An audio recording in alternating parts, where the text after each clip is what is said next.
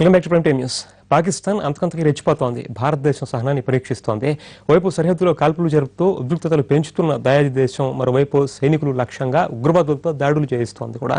తాజాగా సైనికుల కాన్వాయ్ లక్ష్యంగా పేలుడికి తెగబడింది పాకిస్తాన్. భారత్ను ఇరుకున పెట్టడానికి తాము చేస్తున్న ప్రయత్నాలేవి ఫలించకపోయేసరికి పాకిస్తాన్ సహనాన్ని కోల్పోతోంది. సరిహద్దుల్లో కాల్పులతో కవ్విస్తూ ఉన్న భారత్ నిండుకుండలా వ్యవహరిస్తూ ఉండటంతో ఏం చేయాలో అర్థం కాక జుట్టు పీక్కుంటోంది. చివరికి సామాన్య పౌరులు, సైనికులు లక్ష్యంగా బాంబు దాడులకు తెగబడుతోంది.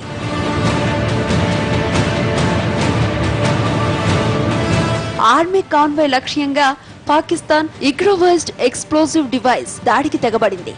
ఉత్తర కాశ్మీర్లో గల బారాముల్లా జిల్లా రఫియాబాద్ మార్గంలో వెళుతూ ఉన్న సైనిక బృందం లక్ష్యంగా ఈ దాడి జరిగింది. ఈ పేలుళ్లో 2 ఆర్మీ జవాన్లకు తీవ్ర గాయాలయ్యాయి. గాయపడ్డ వాళ్లను హుటాహుట్న ఆర్మీ ఆసుపత్రికి తరలించి చికిత్సలు అందిస్తూ ఉన్నారు. పేలుడు జరిగిన వెంటనే ఆ ప్రాంతాన్ని అన్ని వైపుల నుంచి చుట్టుముట్టి కార్డన్ సెర్చ్ నిర్వహించాయి భద్రతా దళాలు. ప్రతి ఇంటిలో తనిఖీళ్లు జరిపారు. అయితే దాడి తమ పనే అని ఇంతవరకు ఏ ఉగ్రవాద సంస్థ ప్రకటించలేదు.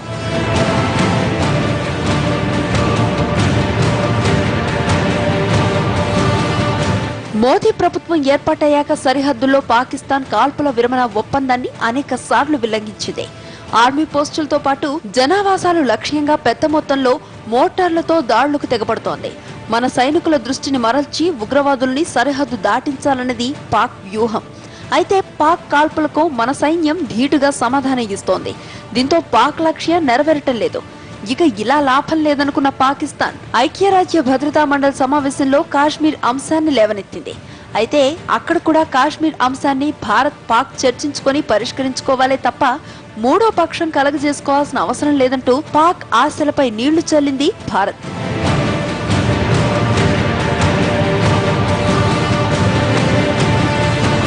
భారత్ను ఇబ్బంది పెట్టేందుకు తమ ఎత్తులేవి ఫలించకపోయేసరికి దిక్కుతోచని పరిస్థితిలో పడింది పాక్.